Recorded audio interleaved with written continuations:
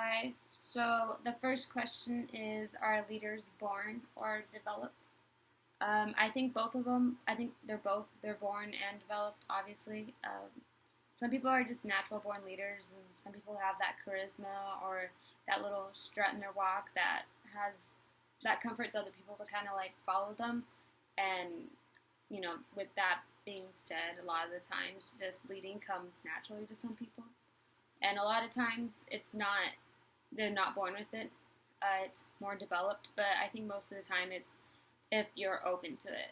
Um, for basketball, or like for me, I'm the youngest in my family, and so it wasn't really something for me to do was to lead because I have two older brothers. So just kind of was I'm gonna follow them.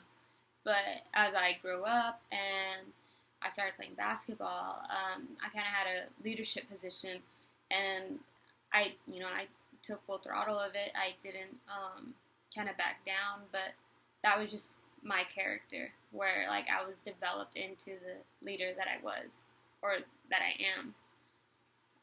So yeah, I think they're both born and developed. Obviously, you can get better at leading, and as long as you're open to it. Not if someone's unwilling to take a leadership role, it's kind of just you don't push it on them because it's more of like they have to be ready for it. They have to be open to it. What qualities make an effective leader? Huh.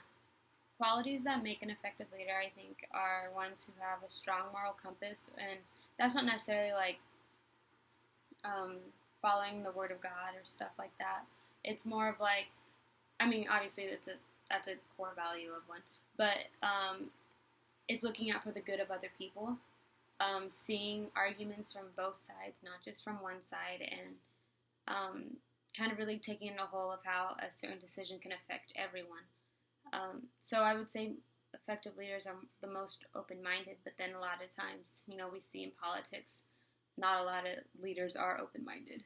A lot of them are just charismatic, and you put them in front of a microphone and they can do whatever they want with it, and their voice carries, strength with it. But I think an effective leader, or qualities that make an effective leader, is one that can make a decision not personally based on them, but for a whole, for a group.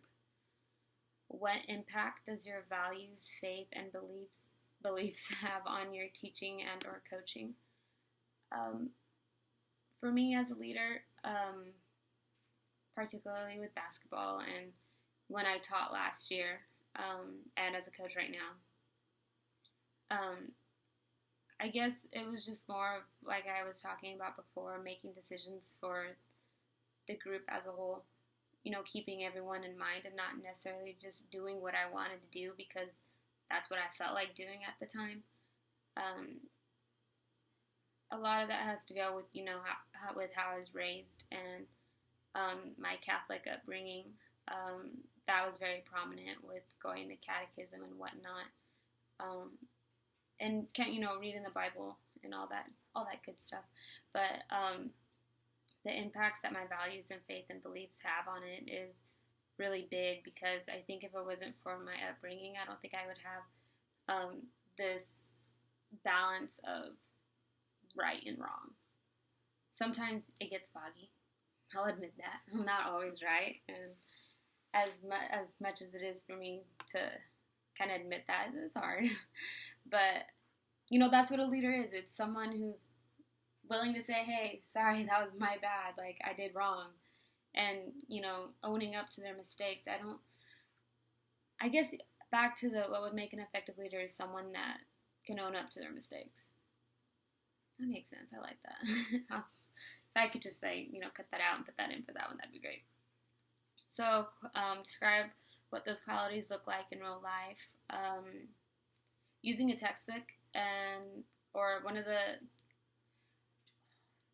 the specific quotes, I think it was something about an athletic administrator keeps a strong moral compass where winning isn't everything, and it's more of like whatever benefits the program.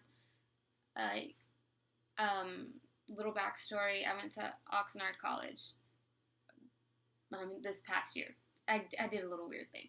But I played at Oxnard College, and I started playing there, and we were the first program, or women's basketball was the first program back after they had a 2-year hiatus. And I think that was the epitome of, or like, what am I trying to say? The athletic director or the athletic administrator had to keep in mind that although we weren't winning, there were numbers on the court. There were people coming into the gym, and that's a good moral compass, or that's a good head on your shoulders, just trying to keep in mind that this is going to benefit in the long run. And the first year I was there, we came in 5th place, so that was second to last. And if he really wanted to, he could have done something about the program, but he didn't. But because of that, on the second year, we had the most winningest season since 1984. I think that's what it was. And in the long run, it benefited the program because he kept it on, and didn't matter how well we were doing, but because the program was back the first year, we had people coming in the whole time, and we came in second this past year. So keeping a strong moral compass and keeping in mind of the long-term goals, or the long-term outcome of things, is really important, and not just focusing on the now. Like, you want to accomplish this right now, you want to do this now, but you got to be patient. And I think that's a lot with leadership, or that's a lot with the leaders, is they're patient. And now looking back at it, I think our athletic director at Oxnard College did have that leadership role, and he was the epitome of what it means to be a leader, because of specifically what had just happened. Things could have gone differently, but it didn't. But now they have their program running, and it's great because it was a 2-year stint. It was a 2-year building up of a program, and that was just like a great example. Now that I think about it, it's a great example of what it is to be a leader. So I know it sounds kind of long. Apologize. Hope you guys have a good weekend.